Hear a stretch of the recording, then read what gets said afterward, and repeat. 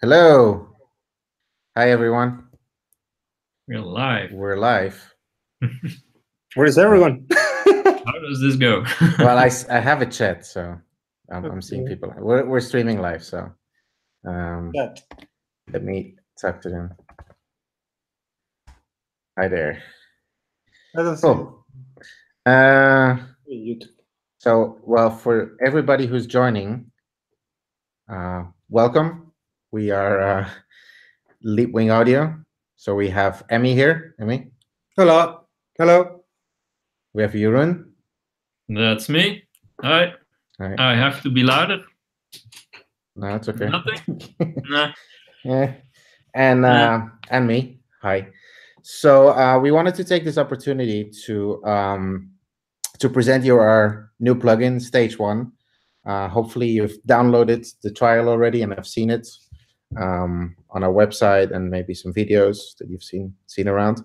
And we wanted to take this time to talk a bit about how we started this idea and how it came about, and maybe talk about some features and, well, whatever questions you have. We're not expecting to make this too long, so we'll really stick to the point and see what you all want to know or hear from us. So if you do have questions, please use the chat window, and we'll try our best to answer them. So to start off with, let me actually share our plugin UI, so you can see them instead of me. There we go. That looks much better.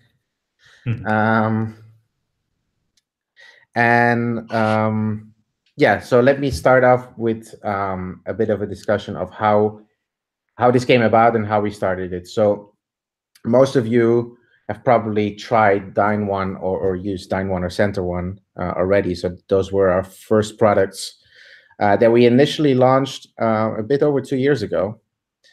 And from that, we obviously learned a lot of things, and we got a lot of feedback, and especially CenterOne really told us a lot about manipulating the soundstage, and well, especially the Phantom Center, and bringing that forward and outward. But it gave us knowledge of, well, the soundstage, and then we started thinking, well, what are other things that we want to do as engineers, or that other people have told us they wanted to do when you're mixing or mastering. And a lot of times we're thinking about width, so making the stereo wider, or adding depth. And so when we actually started thinking about StageOne, it's actually a completely different idea from CenterOne. With CenterOne, the panorama, we wanted to keep it intact, but the idea of StageOne from the beginning was, let's see how we can actually change it. How can we improve it or make it wider and add depth? So the first thing we started to think about was width. That was the first algorithm we started developing. I think the first ideas were a year and a half ago, something like that. So that was to increase width, and then later depth and monospread came. Jeroen is going to talk a bit about the technical aspects of each of these algorithms. And then Emmy, he's going to talk a bit about applications, about how he uses them in productions and mixes. So let's start with that, and then I'll keep an eye out for questions. So when there are questions, I will jump in and see if we can ask them. So Jeroen, do you want to start? Yep. Yes, sure. It's not switching to my screen, but I'm assuming I'm audible. Everyone can hear me? Yes, you are. Awesome. Well, it's actually okay that we stay on this screen, because we'll talk a bit more about the controls in StageOne.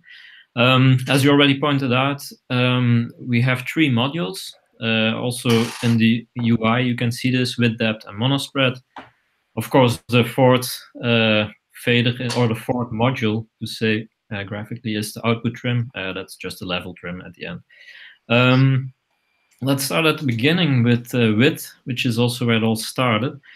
So we wanted to create an algorithm that was actually able to modify the stereo panorama, as opposed to what we did with StageOne, where we keep it intact.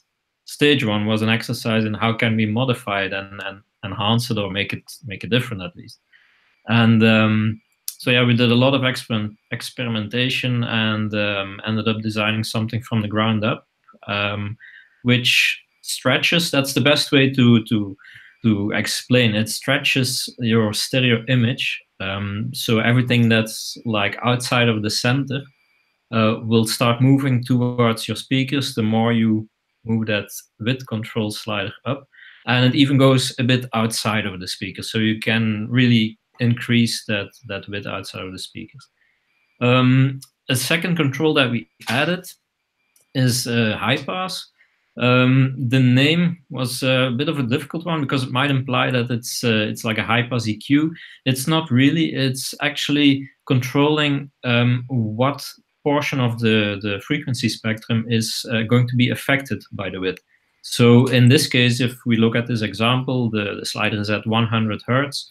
That means that everything above 100 Hertz will get stretched outside to the speakers. Everything below will stay untouched. And we came up with that because typically you don't want to alter the bass frequencies. You will get all phase issues if you start messing with those. So the idea is that everything below that high pass frequency stays untouched. Also for down mixing to mono, that's an advantage because you don't cancel out anything in that region. So yeah, that's width. There's also bypass buttons on every one of the modules, so you can easily switch on and off. If you hit that bypass button, by the way, it's a detail maybe now, but it also disables the processing. So if you want to save some CPU, if you're not using all three of the modules, you can disable them. It saves you a few percent. The second module, depth. So while we were talking and doing experiments on making a width algorithm, we also felt like the sound kept sticking to the speakers, kind of. Even, well, going outside, but like that dimension stayed the same. And then, yeah, we want to have something to move sources almost behind the speakers, to give you something to play with behind the speakers. And then we came up with depth. Depth is adding signals. So as opposed to width is actually changing the existing signal, but depth is adding a signal. It's adding reflections, specifically tuned and optimized reflections. So they also increase the how should I say, the directionality of the signal. So everything that's in the center will kind of stay there. Everything that's on the side will even be a bit widened if your width slider is higher, and so on. Together with the depth, we also added a second control, color, that is no more than an EQ on the reflections only. So the direct signal is not EQ'd. That's passed unchanged.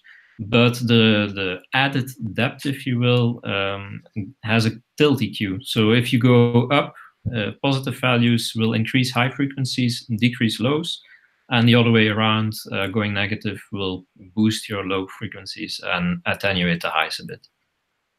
And monospread, the third one, that one came last actually. In all our experiments, monospread is a filter that can be used to convert mono into stereo. Because when we were working on this, we had a stereo plugin, but we felt like we also wanted to do something with mono signals to make them, give them more volume as well. And that is what this filter is doing. It really stretches the phantom center or mono signal if you have mono signal coming in.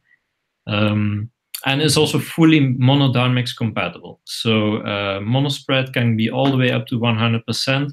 If you downmix to mono, it will the filter cancels out and you have your original signal back. Yeah. Maybe I just wanted to add as well to the mono spread, like for mixing, I think this is really good, like to change or to take a mono signal and spread it out.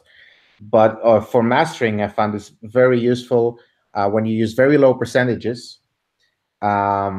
so let's say 20% or lower, it really helps, because what it does is it takes the phantom center, so the one that's not touched by width, and it spreads that out just a little bit, because what it does is it takes that center, whatever is in the middle, and spreads it to the sides. So if you do end up using width and pushing elements to the sides, you can then also use monospread to maybe fill a bit of the 11 o'clock and 1 o'clock, and take whatever is in the center and spread it out a bit more. So those in combination actually are very useful as well. Sorry. Exactly. That's a good point, because with when we were developing the width algorithm, we actually made sure that we didn't touch the center region. Even a little bit around it, it stays untouched. Only everything around it stretches out. And then monospread does what, like you said.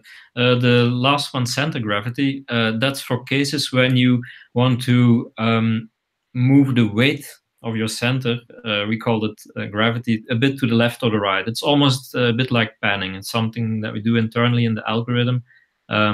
So you can push the sound energy a bit to one side or the other, or recenter it if something was not centered. You can do that as well. I think that's like the technical explanation. By the way, the rest of the plugin is all the same as StageOne and StageOne. So the menu bar, the bypass button, and so on. That's all still as you know it from the other plugins. So it looks nice and clean and the same. Yeah, maybe Amy, you can tell a bit about your experiences and some examples, some real life mixing examples. Okay. Hello. Good evening, everyone. Sorry, I have a cold. Basically, I want to start from the first part of the algorithm, which is width, and examples of what I've used width for. Especially the past 2 weeks, I've used it for background vocals, and funny enough, I use it when I'm ready with the mix, and I have the 5%. This the fine touches when you're almost ready with everything, and you just put like sprinkle on top. And I've done with like on the background vocals just a bit wider and kind of sticking out of the speakers. In pianos as well, for the same reason, to just make the piano more lush, and especially in those two. For example, for depth, I use it quite a lot when I want to, for example, have I had it last week when I had the background vocals and the vocals kind of fighting with each other, but we didn't want reverb on the background. So a good solution was just pushing the depth. It just makes the backing vocal just sit on the back of the mix without really becoming like muddy or just too verby, because most of the time I'm not a huge fan of reverb. So without reverb, that was kind of tricky to do before, and now it's just a push of a button, which is great.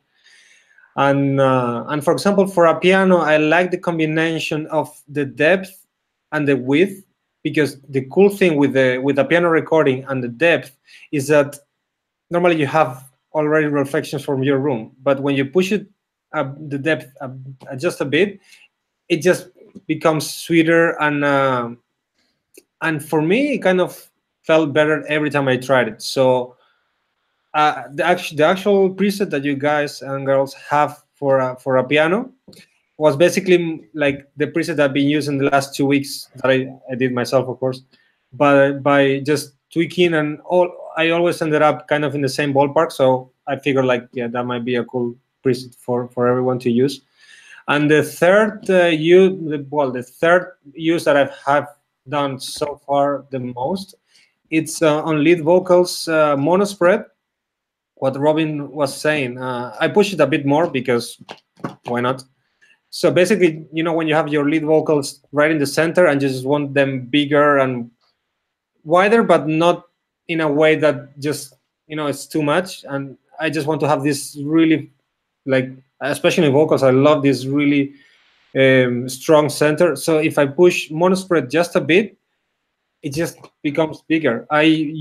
I still do that with parallel compression, with a bit of distortion, with a bit of extra modulation. But I find that mono spread is great for like lead instruments that want just more space in the phantom center. And in the master bass, I use it just for example for just a tiny bit of depth and a tiny bit of mono spread. Mostly I've done the mixes using StageOne in single instruments. So I don't know if Robin, do we want to ask questions at the end or? Yeah, well, I already have a one, so Okay. I will start with that. Okay.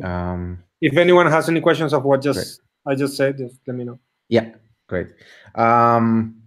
So the first question we have from Sigurdor is, can one mono or narrow a certain frequency range, or is it widening only?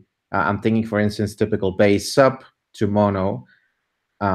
Unfortunately, the widener only takes whatever is above the frequency and widens that. So I don't really see a way to, let's say, narrow the low frequency range. You're into the no, that's not in there. So it's so basically either leaving it untouched or widening it. Yeah, it doesn't do narrowing. Yeah, cool. And then Andreas, he says there's 23 people watching on the Master Lab Academy. Hello. Hi, Andreas. Hi, everyone. You said something about make room in the center when Emiliano was talking. Make room in the center blends better room and piano, but I don't fully understand what you mean. Maybe. Yeah, sorry. Maybe what he meant for the room and the piano, I don't do it to make space in the center. I do it to wrap all the lead instruments around with the piano and make the piano just like a bed, No, I'm not necessarily muting any center. I'm just making it a bit wider and deeper, so it just sits better. I don't know if that answers or if that makes too much sense, but that's what I do. Cool. Thanks. Oh yeah. Yeah. Sorry. Andreas says that I mentioned that because in piano recording there's a room, so it gets a bit accentuated and blends better. Yeah. Makes sense. Cool. Right. Any other questions? If anybody has any questions, feel free to ask them on the side. If not, I would definitely recommend to just download it, play with it. Let us know what you think. Yeah, we hope everyone likes this. It took us a very long time to put this together. a lot of listening, tuning, making it better, improving, listening again. Yeah, going around. only a few sliders, but yeah, what went on behind the scenes, like there's a lot of or shall we say, we played with a lot of parameters to distill all these ideas down to what we have here, to again have the premise of a simple interface which allows you to quickly get somewhere, not with too many knobs and buttons where you can do things wrong, but something heavily tuned. Like Robin said, we spend a lot of time, like a lot, on this. So yeah, cool. All right. Okay. I don't see any questions. So yeah. I wait for sale. Okay, cool. Yeah, so we'll wrap it up with this. The idea was not to make it too long, so I think we did well. We kept it 20 minutes, so great there. Well, thanks everyone for joining, and yeah, please do stay in touch and let us know what you think. And yeah, I hope you get to spend some time with this and hope you like it. All right. Yeah. All right. Bye, everyone. bye. Thanks for tuning in. Bye bye.